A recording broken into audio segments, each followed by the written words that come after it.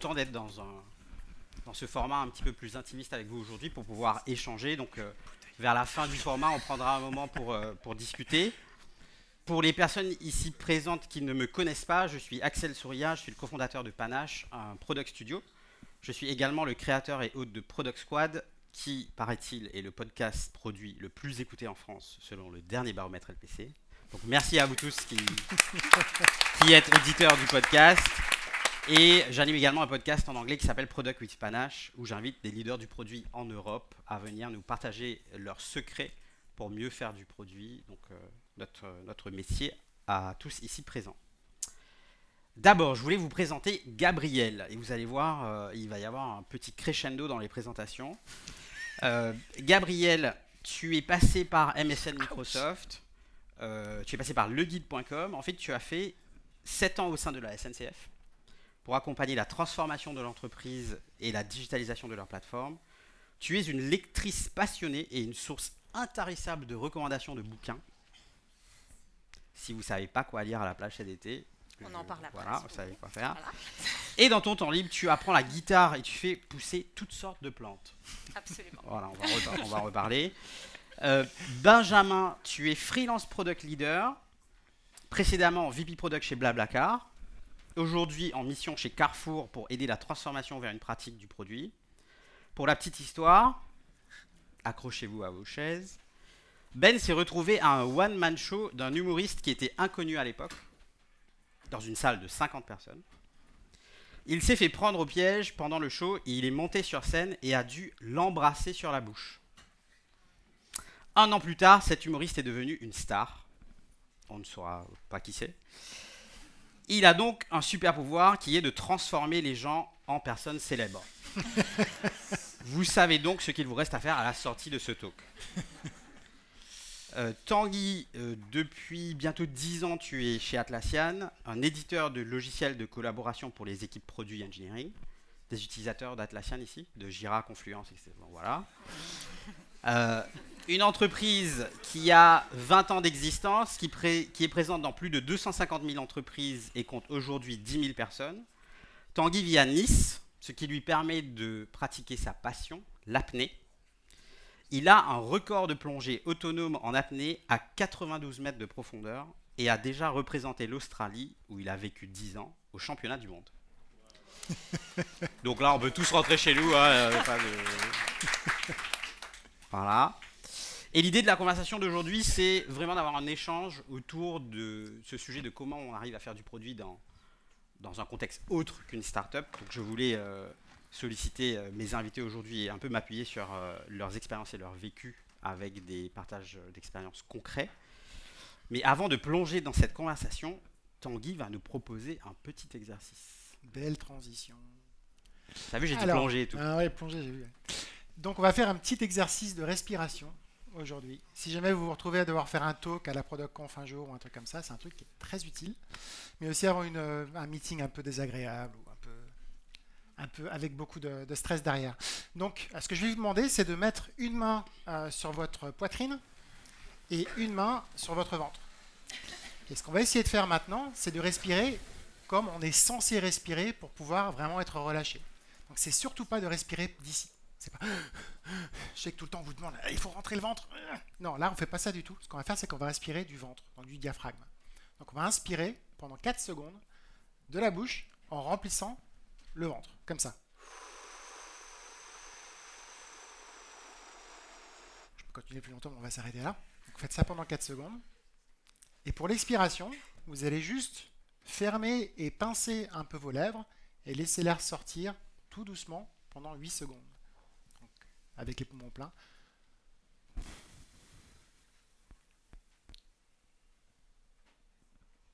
Voilà, donc maintenant vous allez tous fermer les yeux. Et on va faire ça. Inspiration.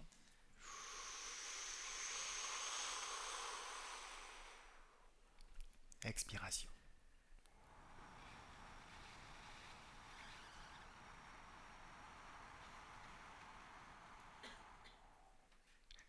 Inspiration. 1, 2, 3, 4. Expiration.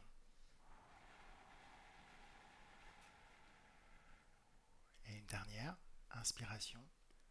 1, 2, 3, 4. Expiration. 1, 2, 3, 4, 5, 6, 7, 8. Maintenant, vous allez prendre une grande inspiration et retenir votre souffle jusqu'à la fin de la conférence. Super, merci beaucoup Tanguy. Bon, on se sent mieux tout de suite. Génial. Alors, on va rentrer tout de suite dans le vif du sujet avec une première question pour toi, Gabriel. Donc l'idée, c'était un peu de démystifier un peu le fait que le produit hors startup, ça existe bien. La preuve, voilà. Ça veut dire quoi, de ton expérience, faire du produit dans un environnement autre qu'une startup ? Si je prends mes 2 dernières expériences chez SNCF et aujourd'hui chez Mythic, ça fait 4 ans que je suis CPO chez Mythic. Les réalités produits, les réalités du travail produit entre ces 2 entreprises n'a rien à voir. Donc en dehors des startups, il y a vraiment différents environnements et des façons de faire du produit qui sont complètement différentes. Si je prends SNCF, donc une entreprise gigantesque avec une grosse complexité organisationnelle, un réseau physique de transport avec ses lois, ses contraintes, et là-dedans le produit qui doit servir finalement le voyage, qui est le vrai objet de cette entreprise, et c'est absolument passionnant de conjuguer les différents enjeux et les différents métiers. Les produits évidemment à cette taille d'entreprise. Chez Mythic, aujourd'hui, c'est pas une start-up non plus, évidemment, c'est une marque emblématique qui existe depuis plus de 20 ans, 21 ans maintenant. Statistiquement, dans la salle, vous êtes 1 sur 3 à connaître un couple mythique. Peut-être vous, je ne sais pas. Mythic, c'est 8 millions d'histoires d'amour depuis 21 ans. Ça existe sur 20 pays en Europe.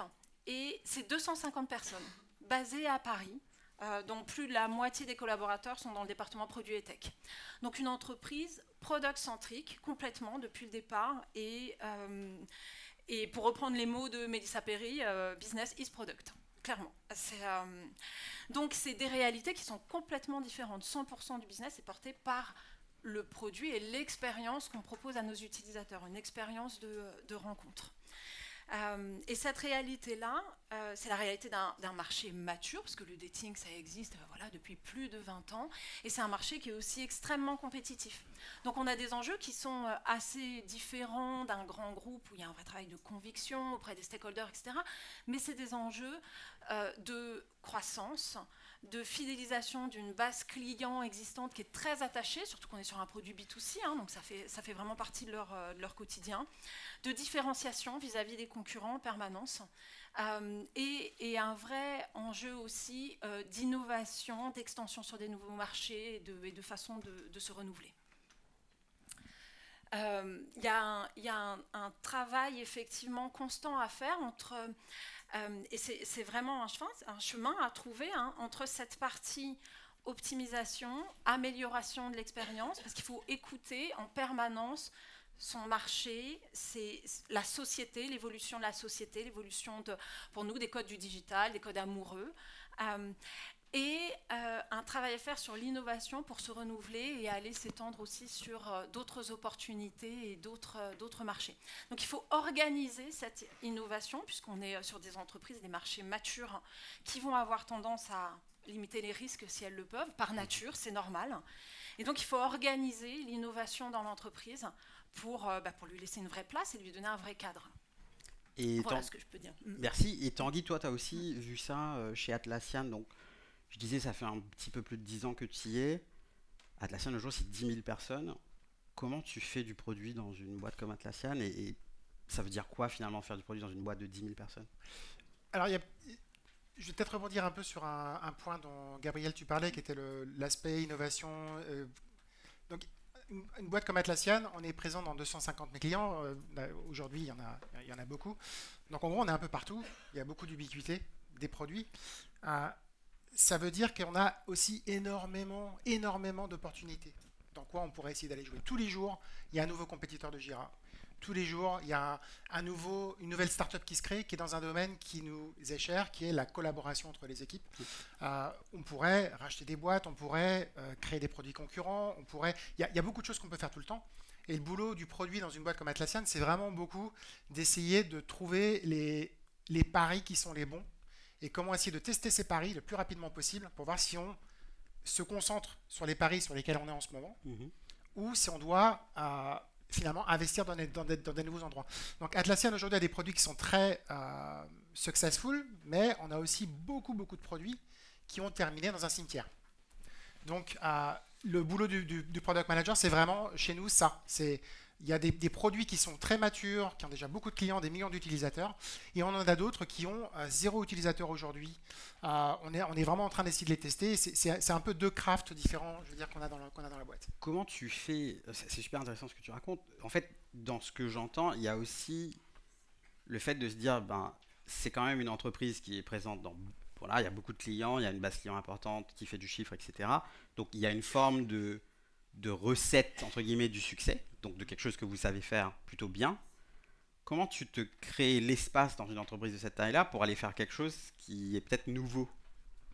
Alors ça, on est passé par des vagues dans Atlassian de comment on approche justement l'innovation.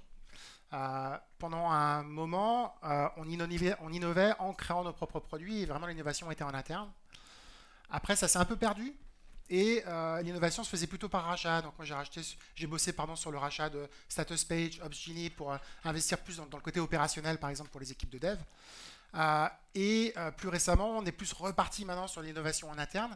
Je ne peux pas dire qu'il y a une recette miracle, mais en fait il y a un peu deux forces qui se mettent en place. Il y a une force qui est très top-down, donc qui va venir des fondateurs de la boîte, généralement en disant voilà, on veut investir dans tel ou tel marché.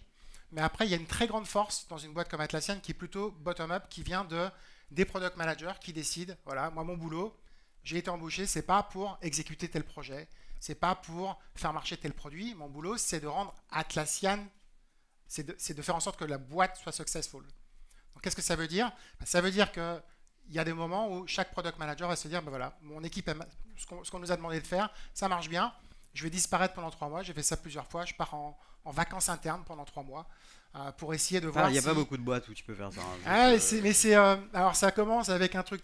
Toi, tu commences à montrer, voilà, on m'a donné telle et telle mission, voilà, tic, tic, tic. Ça c'est très bien fait. Tout le monde a vraiment apprécié. C'est construire la crédibilité, la confiance. Donc il y a beaucoup de communication en interne chez nous qui fonctionne en termes de blog, on a beaucoup de forums où on peut parler directement avec les fondateurs. Il y a une énorme culture de collaboration interne qui est flat. Donc, à partir de là, c'est assez facile de développer de la visibilité si on a des idées qui sont fortes dans un domaine précis, ou si on est juste en train d'essayer de faire le boulot jour après jour, etc., etc. Donc, cette crédibilité au début, je pouvais bosser sur une petite équipe, après une plus grosse équipe, après des trucs qui sont featured dans les keynotes ou des trucs comme ça. Et au bout d'un moment, ça devient, tu es en train de construire une forme de capital confiance, qu'à un moment, tu pourras... échanger contre une opportunité ou quelque chose comme ça. J'avais un petit peu des chips. J'ai des chips, là au début j'en avais eu. Des jetons, ouais. Il m'a fallu 15 entretiens pour rentrer à Atlassian. Ils ne voulaient pas de moi du tout quand je suis rentré. Donc j'avais 0 chip. Et puis j'ai eu 1 chip, 2 chips, 3 chips. Et à la fin j'avais un gros paquet de chips comme ça. Et j'ai décidé de tout mettre dans les produits sur lesquels je bosse en ce moment, là, qui est un Jira Product Discovery, un Jira pour les product managers. J'ai dit, voilà, on va tout mettre là-dedans. Et puis si ça foire, tant pis pour moi, je repars à 0. Par contre, si ça marche, ça peut vraiment être super. Donc ça m'a permis en tant que product manager de me créer de l'espace. Et finalement, on a fini par créer une équipe entièrement en Europe, alors que ce n'était pas la stratégie de la boîte, et d'avoir un produit qui grossit très très très vite, alors que ce n'était pas du tout dans les aspects prioritaires de la boîte. Mais ça s'est fait vraiment en créant du capital interne, comme tu disais, et en investissant progressivement de plus en plus.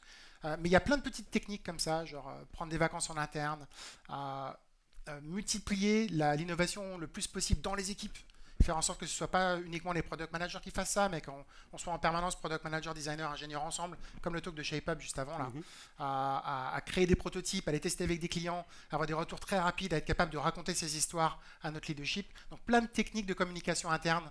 Ça c'est très important. C'est pas comme une startup où on a une conviction, on a des clients, ou pas. Mais on peut parler avec des gens, on peut faire des trucs, on peut aller très vite. Là, il faut en permanence convaincre.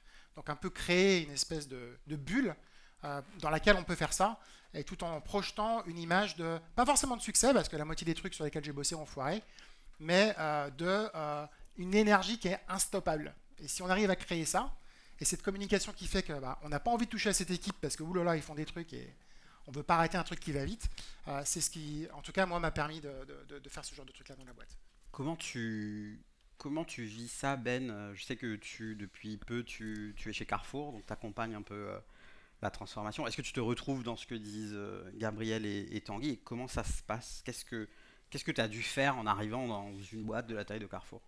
Ouais, je pense que c'est assez différent parce que je pense qu'il y a tellement de boîtes différentes Bien sûr, ouais. voilà, et il y a un contraste que tu faisais, Gabriel, que moi je retrouve beaucoup chez Carrefour, le contraste que tu faisais entre la SNCF et Mythic, où Mythic c'est vraiment une boîte autour du produit, autour de la tech, avec un asset principalement digital, et la SNCF des assets physiques énormes. Carrefour c'est pareil, Carrefour leur métier c'est pas la tech, c'est pas le produit. Donc quand on arrive et qu'on veut faire du produit dans une boîte comme ça, où en fait le métier c'est de vendre des boîtes de petits pois, quoi. Dans un supermarché, c'est de faire des courses en drive, tout ça. Il y a vraiment un poids business, ce dont parlait Mélissa, qui est très fort. Et donc quand elle faisait cette image de réunir le produit et le business, Carrefour, on en est exactement là, à rapprocher énormément ces équipes. Parce que par exemple, quand vous faites du product, très concrètement, donc moi j'ai commencé par travailler beaucoup avec les équipes e-commerce, donc c'est par exemple les équipes qui gèrent le site sur lequel vous pouvez faire vos courses en drive. L'irritant principal du client qui fait ses courses en drive, c'est quand il manque un article dans la commande qu'il récupère. Donc quand vous faites du produit et que votre produit c'est ça, l'irritant en fait il est opérationnel, il n'est pas lié à la tech, vous ne pouvez pas aller voir un développeur en disant on va régler ci, on va régler ça. Et donc il est vraiment beaucoup plus du côté du business. Donc si vous voulez bien faire votre métier de product, dans un environnement comme ça, il faut commencer par bien comprendre comment fonctionne le business opérationnel. Et inversement, si vous voulez avoir une relation avec le business qui ne soit pas justement, et c'est tout le but de la transformation qu'ils sont en train de faire, hein, qui ne soit pas le métier qui arrive et qui dit moi je veux telle fonctionnalité comme ci, comme ça, parce que j'ai compris le besoin du client, parce que je suis plus proche de lui que toi. Il faut aussi que vous créez une relation beaucoup plus forte. Donc ils sont en train de faire ça, ce qu'ils appellent le 4 in the box, qui est quelque chose qui s'est aussi implémenté chez Walmart, donc qui est pas qui est quelque chose qui se développe pas mal dans cette industrie-là. On parle souvent quand on fait du produit de ce trio un peu PM, product designer et puis tech. Ouais. Là il y a quand même ce quatrième pôle qui est hyper important, qui est le business, avec tous les progrès qu'on a fait récemment là, c'est de rapprocher le produit et le business. Quand on voit qu'un PM se met à parler le langage du business et inversement, quand on voit du business qui commence à nous parler de discovery, là on commence à gagner. T'as gagné des petites batailles déjà. Là on a quelques chips. Et Gabriel, tout à l'heure tu parlais de marché mature. Comment tu fais quand tu es dans un marché où en fait tous les ans, tous les trimestres, il y a un acteur émergent du monde de dating qui se présente, et on parle souvent d'innovation défensive ou offensive. Comment tu gères ça dans un marché de cette maturité-là? Effectivement, le dating, c'est un marché qui est très très compétitif, avec effectivement toujours des nouveaux acteurs. Et dans une entreprise comme Mythic, qui est leader sur son secteur, présente sur 20 pays depuis longtemps, il y a cette obligation, j'en parlais tout à l'heure, l'importance d'aller effectivement interroger l'évolution des codes, l'évolution des marchés pour continuer à innover. Et ça fait partie de l'ADN de Mythic. Et dans les grands groupes qui ne sont pas des startups, on a aussi beaucoup de data, beaucoup de verbatim clients, donc beaucoup de matière pour aller travailler ça. Comment on s'organise? Parce que ce qui est important, c'est réellement, je le disais tout à l'heure, de cadrer cette innovation et de trouver, comme tu le disais, effectivement, des façons d'offrir du temps et un espace d'autonomie à des équipes pour aller tester des choses. En 2017, par exemple, on a consacré une équipe à construire une nouvelle app dédiée aux seniors, aux 50+. En 2017, il y avait aucune application de dating qui s'adressait à ce marché-là. Et pourtant, 9 millions de célibataires ont plus de 50 ans. Et aujourd'hui, c'est, disons, demain en France, à Hortheim en Europe. Et ça fonctionne très bien. Là, on vient de lancer une appli aussi pour les parents célibataires. Donc c'est comme ça, c'est en adressant aussi des nouveaux marchés parce qu'on a des signaux et qu'on sent qu'effectivement, il y a une demande forte. Donc il faut être toujours à l'écoute de son marché. Et en termes d'organisation, on dédie des équipes. Alors on est organisé comme beaucoup d'entre vous en squad. Alors nous on les appelle des teams par mission, mais c'est des impact teams dans beaucoup d'autres entreprises. Et donc on va définir une équipe avec un objectif, un horizon de temps et un objectif très concret, mesurable ou pas, c'est important parce que ça dépend des missions, en leur offrant un terrain de jeu pour venir tester des nouveaux usages. Je prends un exemple. On a dédié une équipe entière à venir explorer des nouveaux usages de dating. Donc là, il n'y avait pas d'impact précis attendu à la fin, mais une liberté de venir expérimenter et défricher ce que peut être le futur du dating. Donc comment est-ce qu'on va faire du dating demain avec plus de live, plus spontané, du real-time, peut-être moins de pression que le système qu'on connaît aujourd'hui. Et cette équipe-là a pu expérimenter, tester des concepts, apprendre sprint après sprint sans chercher à avoir un produit fini. Donc ils ont de l'espace. Ils ont de l'espace. Mais bien sûr, il faut le limiter à un certain nombre de ressources et à un temps donné. Parce qu'il s'agit effectivement de créer ce terrain de jeu.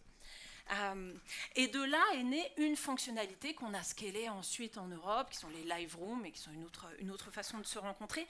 Mais voilà, il faut vraiment, pour moi, créer les conditions de cette innovation, de cette expérimentation. Et puis il y a des choses qui vont marcher, des choses qui ne vont pas marcher.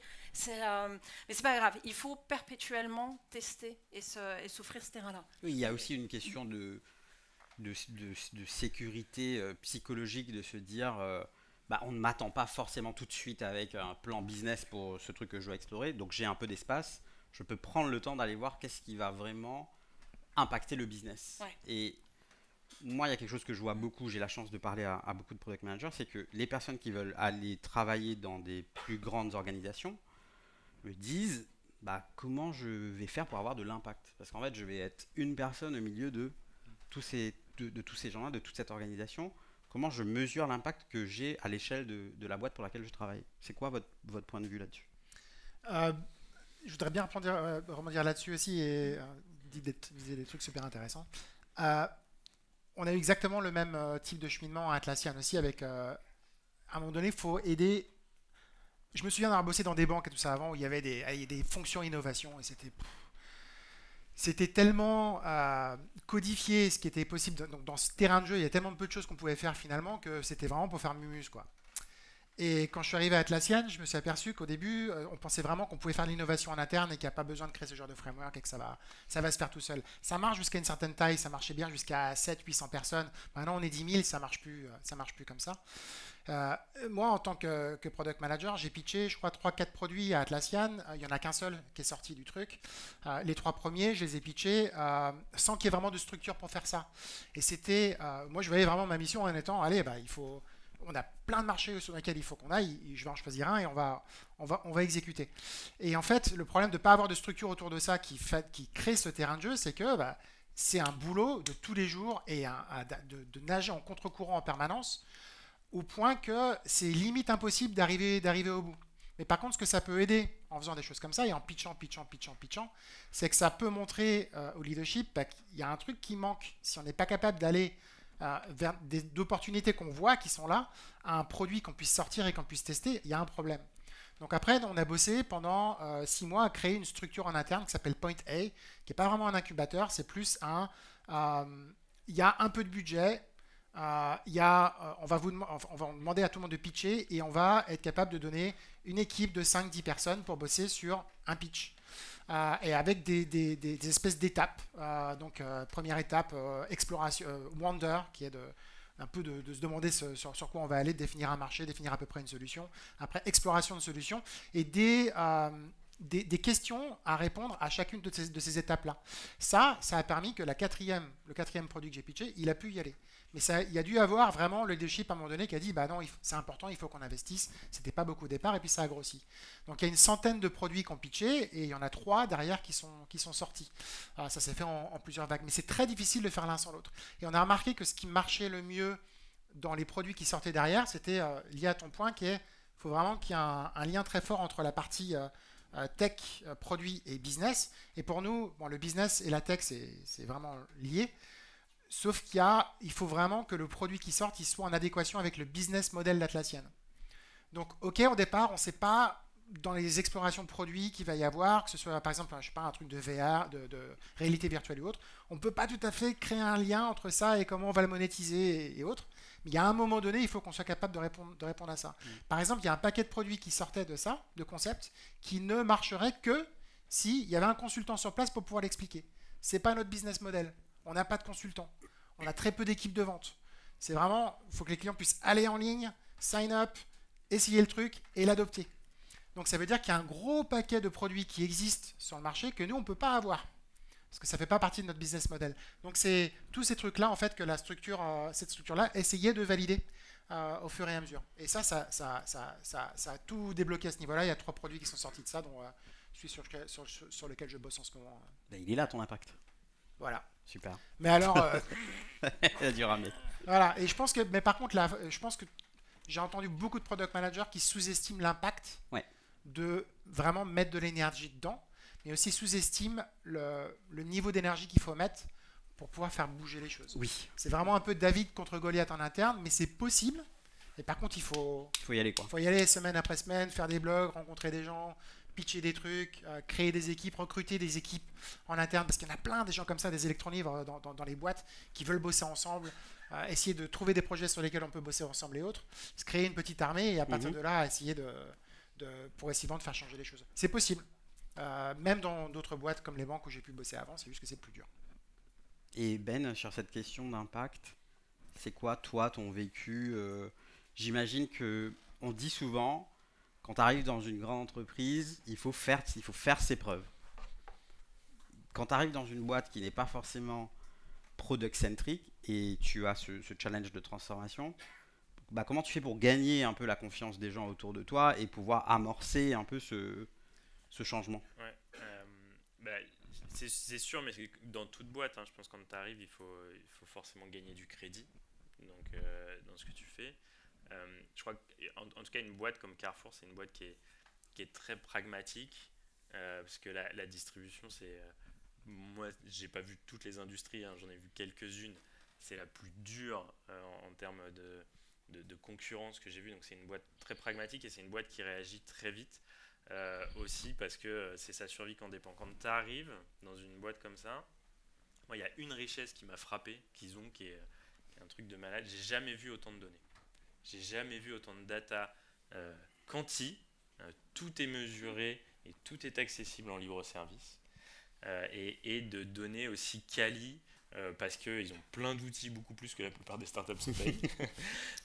C'est aussi ça, travailler dans un grand groupe, c'est plus de moyens. C'est plus de moyens, et là il y a une chance, et que tu retrouves dans d'autres boîtes, que tu vas retrouver chez SNCF, que tu vas trouver chez Accor, et qui sera pas forcément quelque chose que tu retrouveras aussi facilement chez Atlassian, mais en tout cas dans plein de grosses boîtes comme ça, tu as tellement de clients. Carrefour, tu marches 10 minutes dans la rue, tu trouves un client.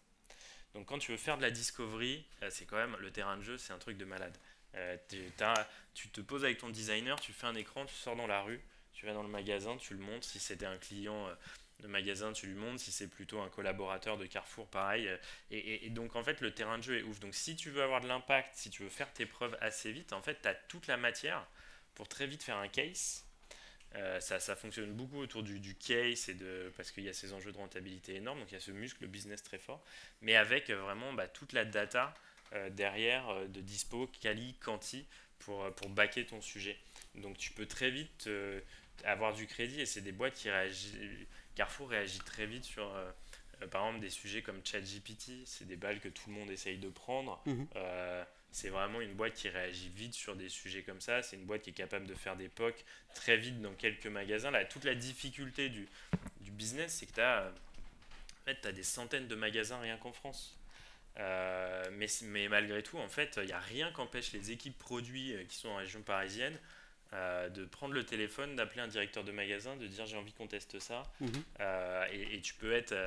C'est bien accueilli comme démarche. C'est bien accueilli dans la plupart des magasins qui comprennent que tu viens pour les aider et qui, de toute façon, comme n'importe quel utilisateur, en fait, qui est juste content quand tu viens lui parler avec lui, comprendre c'est quoi son quotidien, comprendre c'est quoi ses pain points et voir comment tu peux les résoudre. Et ça, c'est accessible à des nouveaux entrants, c'est assez accessible à des personnes qui sont assez juniors dans la boîte, et il y a un cadre dans lequel, oui, tu peux pas faire que ça, mais dans lequel on peut pousser ces projets-là, quoi. Je vais rebondir sur quelque chose que vous avez dit tous les trois, je pense, depuis tout à l'heure. Il y a un moment où on parle Tanguy, tu en as parlé, de monétisation, et tu viens de parler de business case. Mon expérience, c'est que dans les grands groupes, il y a quand même ce muscle commercial qui est beaucoup plus développé, et en fait, tu arrives dans une pratique du produit où des fois, avant même de savoir exactement quel est le problème que tu vas résoudre et comment tu vas le résoudre, on te demande comment tu vas le monétiser. Et ça, dans l'économie actuelle dans laquelle on vit, c'est quand même hyper important. Peut-être garder le micro 2 secondes, comme ça après je le repars. Moi, ça c'est l'autre truc qui m'a vachement surpris chez Carrefour. Et à nouveau pour ce paysage concurrentiel qui est très fort et ces enjeux de rentabilité qui sont très forts, j'ai jamais vu des équipes produits avec un muscle business aussi fort. Généralement, quand on définit le job du PM, on utilise un peu des fois ce diagramme de Venn où on dit tu as le business, tu as la tech et puis tu as l'UX et puis toi tu es à l'intersection des trois. Et en fait, moi quand je regarde un PM, je me dis souvent tiens, il a un cercle qui est plus gros que l'autre, il y en a qui sont très forts en UX, il y en a qui sont très forts en business. Dans un cadre comme Carrefour, chaque projet, il va falloir avoir un ROI avec un business case pour dire oui, ça, on pense que ça va se connecter comme ça à notre business, voilà la valeur que ça va créer. Donc ça a un effet super positif, c'est que moi je me suis retrouvé en faisant l'exercice avec les équipes à me poser des questions que sincèrement avant on n'allait pas aussi loin. Ça force à être beaucoup plus exigeant. Par exemple, c'est quoi le coût du churn vraiment et on avait un driver sur le churn qui était très clair, de dire attends, si on améliore cette métrique, de combien on va réduire le churn et in fine. Donc pousser une réflexion comme ça aussi loin. Aussi avec la présence de la data, du coup tu parlais de data tout à l'heure. Avec toute la data que tu as, c'est un exercice que j'avais jamais fait de façon aussi quali. Le côté le plus négatif de ça, c'est que ça forcément ça réduit ta capacité à innover, à expérimenter des choses qui vont faire des percées parce que c'était pas prévu et on veut tester, donc il faut savoir se ménager de la place pour les sujets qui n'ont pas un ROI fort. Mais ce qui était intéressant aussi, et après promis je lâche le micro, c'est très intéressant, c'est que je crois que ce virage là, beaucoup de boîtes, beaucoup de startups et de scale-up ont été obligés de le faire dans les 18-12 derniers mois. Ce virage on ne peut plus avoir une croissance avec énormément d'argent gratuit ou pas cher et donc faire énormément de paris qui sont financés facilement. Et on est obligé d'être beaucoup plus fort sur la rentabilité, de faire beaucoup plus attention, donc de développer ce muscle-là. Donc je crois que les deux doivent un peu se rapprocher. Les grands groupes doivent être très vigilants à cultiver leur capacité à avoir quand même un peu cette règle des 10-20% chez Google, de dire en fait il y a quand même un jour par semaine où il faut faire un truc où on ne sait pas ce que ça va rapporter, mais sinon on n'innovera pas. Et de l'autre côté, je crois que les boîtes un peu plus tech-centriques, plus récentes, les startups, les scale-up, doivent apprendre à être un peu plus frugal et plus rentable, quoi. Gabriel Tanguy, je vous laisse rebondir sur ce que vient de dire Ben, et ensuite on va prendre quelques questions du public. On n'a pas de micro, mais on est dans une petite salle, donc je pense que si vous parlez, on vous entendra. Merde, j'ai perdu le truc. Attends, ça va revenir. Le monologue. Oui, alors justement sur l'aspect, il faut quand même garder de l'espace pour l'innovation pure. En fait, ça c'est un truc qu'on a découvert. Le plus on pose de questions, le plus le formulaire pour aller pitcher un truc, le plus il est long, et le plus ça va être facile de regarder le truc et de dire mais en fait non. Et donc c'est très facile de tuer des idées qui seraient bonnes en posant, en essayant d'over-analyser beaucoup trop tôt. Donc c'est pour ça vraiment si on tombe sur le bon fondateur, donc c'est une personne donc un founder, ça va être quelqu'un qui est passionné par une mission particulière et qui veut vraiment driver et est prêt à tout faire pour ça. Et si jamais d'ailleurs ça se fait pas, sûrement la personne va partir et aller explorer ça ailleurs. S'il y a le bon fondateur ou bonne fondatrice, s'il y a s'il y a une idée déjà dès le départ de portfolio fit dont tu parlais, il faut quand même que ça s'inscrive dans le business model de la boîte, quoi. On ne peut pas faire des boîtes de petits pois, ça ne marchera pas trop chez Atlassian. Mais s'il y a ces deux aspects-là, l'idée, même si elle est un petit peu floue au départ, ça vaut le coup d'explorer. Et on a vu ça dans les produits qu'on a explorés nous. Alors après, par contre, voilà, dans les grosses boîtes, il y a une tendance d'aller plus sur les trucs qui sont plus ou moins safe. C'est ça. Donc déjà, il y a un biais quelque part. Voilà, on va essayer de pousser sur des idées, finalement, on va aller sur des trucs qui sont un petit peu adjacents, quoi. Donc après, les innovations plus pures se font plus par rachat chez nous. Moi, le produit sur lequel je bosse, c'est clair, il y a tous les product managers qui sont déjà avec leurs équipes de dev dans Jira. Maintenant, on va leur permettre de bosser avec leurs équipes métiers. Tu remontes un peu la chaîne de valeur.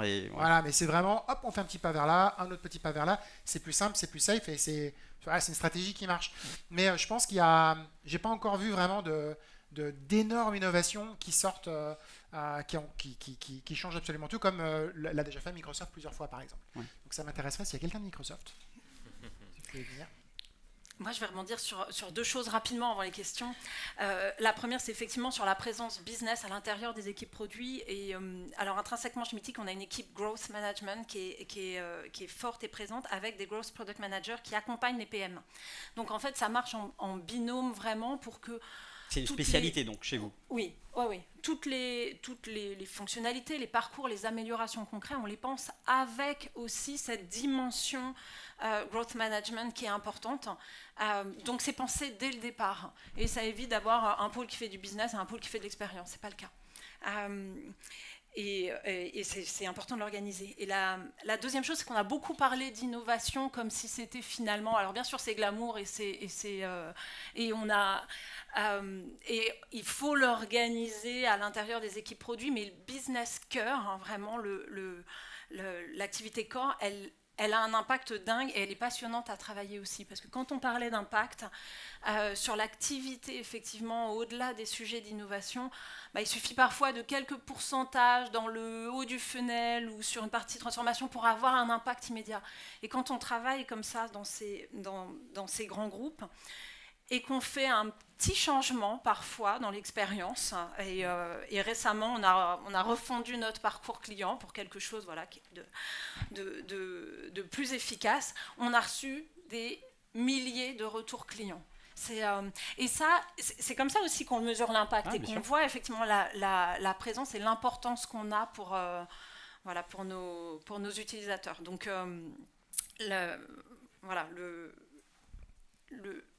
le sujet, c'est pas seulement d'innover, c'est aussi d'avoir de l'impact sur son business core et c'est passionnant aussi. Alors, c'est le bon moment, il nous reste quelques minutes pour prendre quelques questions dans la salle. Alors, n'hésitez pas. Je vous vois pas très bien parce que j'ai le projecteur dans le visage. Oui, vas-y, je t'en prie.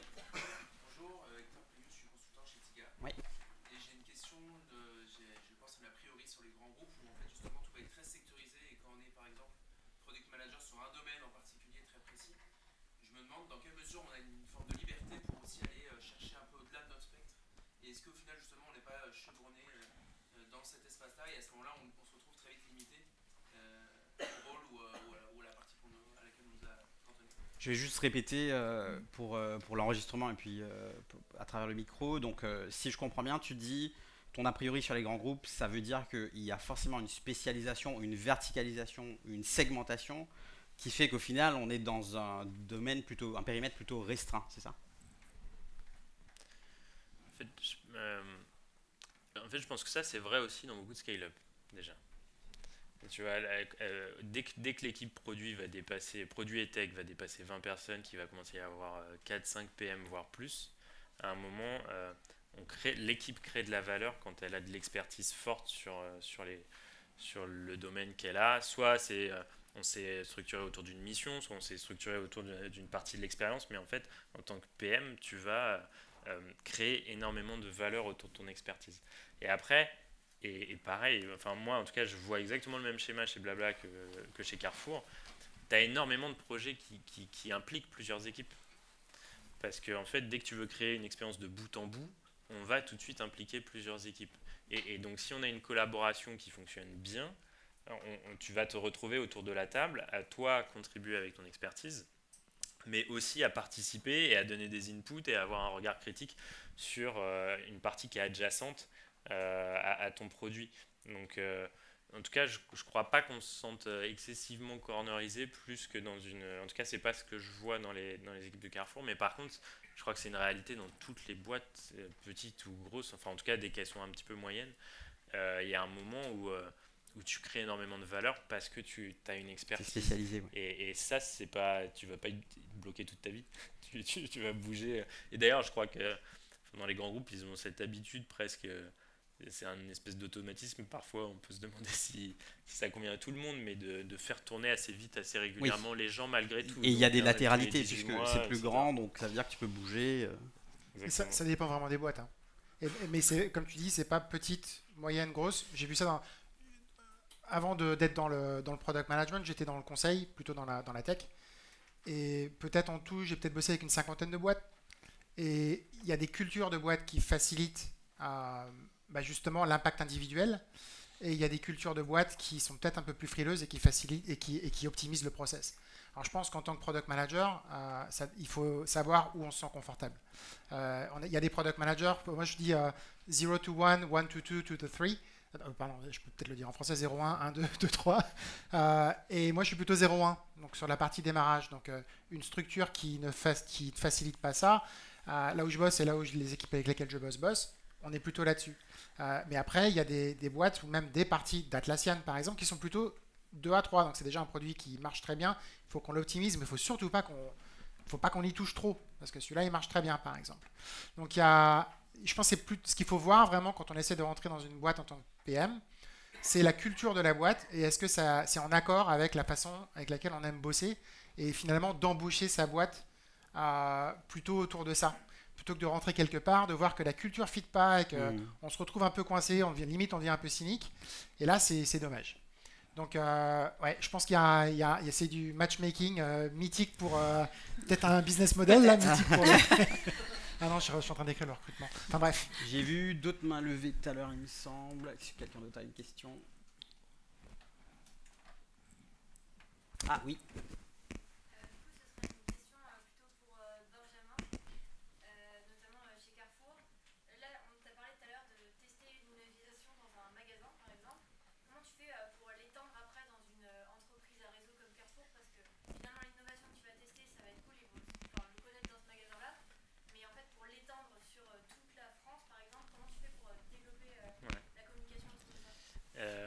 C'est une super question. Alors déjà, donc c'est des centaines de magasins, mais ils sont structurés en 3 catégories. Tu as les hyper, donc les très gros en périphérie des villes, les markets qui sont plutôt dans les villes, et ce qu'ils appellent la proxy, qui sont ceux qu'on va trouver par exemple dans Paris, les tout petits. Donc déjà en termes de scaling, si tu arrives à avoir quelque chose qui scale au sein de ces 3 unités, tu as quelque chose de très réplicable. Mais ensuite, la question que tu poses, c'est le go-to-market de tes fonctionnalités. Et une des premières discoveries que j'ai fait en magasin, donc c'est un truc génial, hein, tu te pointes à 6h du mat dans le magasin avant l'ouverture, et là, tu observes, c'est une fourmilière. Donc quand tu aimes la discovery, t'es à Disneyland, quoi. On venait pour essayer de... Il y avait une idée d'innovation qui avait popé au headquarter de Carrefour, et on voulait voir sur le terrain comment elle allait être reçue, etc. Et on s'est rendu compte qu'une partie du problème qu'on essayait de résoudre, il y avait déjà un produit qui avait été développé par Carrefour et il manquait le go-to-market. Et en fait, le go-to-market, c'est un problème essentiel. Donc, la façon de faire le go-to-market, par exemple, dans des équipes magasins comme ça, tu as des coachs, tu as tout un déploiement opérationnel donc, qui est fait par justement ces services business, hein, qui sont ceux qui font le... Oui, tu as des formateurs. Tu as des formateurs sur les outils. Et puis tu as un enjeu de faire des outils qui sont en fait en self-service. Et finalement, dans cette discovery, on parlait à des collaborateurs de Carrefour qui travaillent en magasin. Ils nous disaient non, on n'a pas encore eu la formation, mais on a l'outil. En fait, il est trop bien fait. Donc t'as pas besoin de, tu vois, ils savaient l'utiliser. T'as pas besoin de vendre l'idée. T'avais pas besoin de faire la formation parce qu'en fait le truc avait une bonne UX. Mais t'as ces enjeux-là de oui, il va falloir déployer. Va falloir parfois changer des process opérationnels. Et donc là, il y a des équipes vraiment business qui travaillent avec toi. Mais ça veut dire que toi, quand tu fais du produit et du design et que tu réfléchis à ton go-to-market, si tu n'as pas compris ça, tu vas pas réussir à bien le faire, quoi. Ça, je pense que ça s'applique à beaucoup de domaines, que ce soit création de nouveaux produits, création de nouvelles valeurs, changer une valeur actuelle. Euh, le framework que nous, on essaie d'utiliser en interne dans mes équipes, c'est 10, 100, 1000, 10 000. Donc, quand on a une idée de comment améliorer truc X ou Y, on commence à bosser avec juste 10 clients. On bosse vraiment très très très proche avec eux. Ça va être plus l'approche Discovery dont tu as parlé. Et là, il y a beaucoup de trucs qui en ressortent et il y a quelques trucs qu'on peut tester. Et puis après, il y en a quelques-uns qui commencent à marcher. Hop, on passe à 100. Est-ce qu'on peut aller jusqu'à 100? Et après, il faut tout changer. La partie support, on ne peut plus parler avec tout le monde sur Slack, des trucs comme ça. Et après, quand on arrive à 100, il faut passer à 1000. Alors là, passer à 1000, comment on fait que tout le monde puisse découvrir le truc? Est-ce qu'ils arrivent à onboarder là-dedans, etc., etc. Et après, de 1000 à 10 000, c'est encore d'autres problématiques. Mais souvent, il y a la différence, je pense, dans les grosses boîtes, c'est qu'il y a des produits qui marchent. Et il ne faut surtout pas, en essayant d'innover et de créer des nouveaux trucs ou d'améliorer, en fait, en même temps, de réussir un truc d'un côté qui va retirer de l'autre. Donc, cette approche graduelle, en fait, ça aide un peu à tester le rollout de manière très graduelle pour être capable d'en justifier l'impact et surtout l'impact sur la boîte, pas juste l'impact de l'idée en soi ou de la discovery ou ci ou ça. Donc ça, je pense que c'est une approche c'est un muscle qu'il faut vraiment développer et qu'il faut formaliser ça. Comment est-ce qu'on passe quelles sont les différentes étapes pour vraiment être sûr que l'innovation ou le changement va être positif. Yeah. On va prendre une dernière question et ensuite je ne veux pas vous empêcher d'aller déjeuner parce que c'est l'heure du déj. Mais oui, une dernière question. Si quelqu'un... Ouais, vas-y. Je posais une question parce que qui dit grand groupe dit méthode de travail, product management, etc. Comment on dissémine, on partage les méthodes? Est-ce qu'on a des pôles qui l'organisent? Est-ce que c'est vous qui êtes les coachs ou qui disséminez ou voire formez les équipes? Qui s'en occupe chez vous? Alors, Chief Product Officer.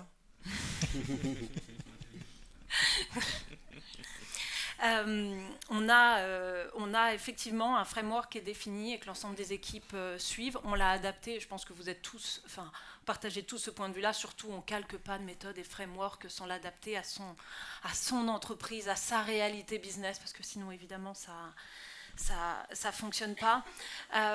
Mais chez Mythic, on a effectivement un cadre qu'on suit avec des objectifs au quarter, révisés toutes les 6 semaines, des fonctionnements pour chaque squad et que chaque squad bascule, et qui est organisé par des coachs agiles. Et chez nous, c'est plutôt donc l'organisation, elle est en gros, il y a une équipe design, une équipe produit, une équipe ingénieur. Évidemment, c'est là qu'il y a le plus gros de la boîte. Et après, on est organisé en équipe produit ou plateforme, enfin, en gros, un domaine cross-fonctionnel. Donc là, ça va être le squad qui va classique, équipe d'ingénieurs, product manager, designer, tout dans la même équipe. Donc il y a en permanence dans le boulot qu'on a, il y a 2 parties. Il y a ce qu'on contribue au produit sur lequel on bosse et il y a ce qu'on contribue au craft. Et la partie craft, c'est pas forcément, il n'y a pas forcément une méthode précise d'apprendre, mais il y a c'est en partage. Il y a beaucoup de partage, donc on se retrouve en product manager assez fréquemment. On coach d'autres product managers. C'est assez tentaculaire, on va dire, comme approche plutôt distribuée, plutôt que top-down. Mais on essaie de formaliser les trucs qui marchent bien. Et les trucs qui marchent bien, c'est toujours assez contextuel. Est-ce que c'est un nouveau produit? Est-ce que c'est un produit établi? Est-ce que c'est un truc plateforme aussi ou ça? Mais on discute beaucoup de ça. On essaie de le formaliser. On met tout ça dans des frameworks qui n'arrêtent pas de changer parce que... Ce que Petra appelle un community of practice. C'est ça. Ouais, donc il n'y a rien de révolutionnaire là-dedans, mais je pense qu'il y a un truc qui manque dans l'industrie, c'est qu'on parle beaucoup de produits, design, ingénierie, et pour moi, ce qu'il faut vraiment qu'on arrive à créer, c'est plutôt un framework sur les 3 ensemble, ce que ShapeUp avait fait en fait, mais continuer à réfléchir ça, parce que c'est ça qui crée le plus d'impact, que ce soit petite amélioration, nouveaux produits, phase 1, 2, 3, c'est vraiment ça qui fait que ça fonctionne mieux. Faire de la discovery juste en tant que PM, ça sert à rien. Faire une discovery avec les ingénieurs, avec les designers, ça par contre, ça commence à devenir très, très impactful, des trucs comme ça. Mais on réfléchit en permanence sur ces problématiques-là. Ouais, et on a beaucoup de blogs en interne qui sont en permanence en train de tout essayer de recréer. Je sais pas si vous voulez rajouter un truc, Ben. Peut-être un point, c'est Moi, j'étais arrivé chez Carrefour initialement pour faire de la formation, justement. Donc, il y a beaucoup de formations qui sont organisées. Donc, au final, c'est plus de 200 personnes que j'ai accompagnées sur la discovery. Donc, avec un socle de formation de quelques heures en workshop, où on met un peu les mains dedans, mais concrètement, quand on ressort, on a compris ce que c'était, mais on ne sait pas le faire en autonomie. Et beaucoup d'accompagnement ensuite sur les vrais projets. Mais au final, je crois que dans n'importe quelle boîte dans laquelle on arrive, une façon de maîtriser un petit peu et d'apprendre le métier pour quelqu'un aussi, ça passe par les rituels. Donc en fait, ShapeUp, par exemple, c'est un rituel. Donc quand on arrive, les gens qui devaient arriver chez Basecamp et qui découvraient ça, ils allaient apprendre le métier parce que tout le monde autour faisait ça et parce que ça fixait aussi les livrables et les niveaux d'attente que vous avez. Chez Blablacar, on faisait la méthode Focus de Discovery Discipline. Bah, ça, c'est un rituel. Et en fait, en tant que manager ou que leader dans une organisation, il faut vraiment être très exigeant là-dessus, parce que nous, c'est une des difficultés qu'on rencontrait chez Blablacar, hein, c'est que plus on faisait rentrer de gens, plus on se rendait compte que on avait du mal à maintenir le niveau de qualité, parce qu'on n'avait pas été vigilant sur le fait qu'il fallait former ces gens-là sur la méthode. Mais en fait, voilà, l'apprentissage va vraiment passer à 80%, 90% par ces phases où on fait le métier ensemble. Et donc, ça passe aussi par voilà, les frameworks ou les rituels que vous utilisez. C'est ces moments où il faut avoir, je repense, c'est pas mal chez Conto où ils utilisent ce langage-là, ça m'avait beaucoup parlé, c'est un œil sur le sujet pour s'assurer que ce qu'on sort est bon, un œil sur la personne que vous êtes en train d'accompagner pour voir les compétences qu'elle est en train d'acquérir, les compétences qui lui manquent et qu'il va falloir qu'elle développe. Donc, en tant que leader, je crois qu'il y a vraiment toujours les deux yeux qui regardent deux choses différentes, parce que c'est en faisant le métier ensemble qu'on va leur développer, et c'est en ayant tous le même langage, les mêmes frameworks, ça sert à ça, on va tous atteindre des niveaux de qualité qui se ressemblent, quoi. Merci beaucoup. Avant qu'on se quitte, je voudrais qu'on remercie mes invités. Donc merci beaucoup pour votre participation.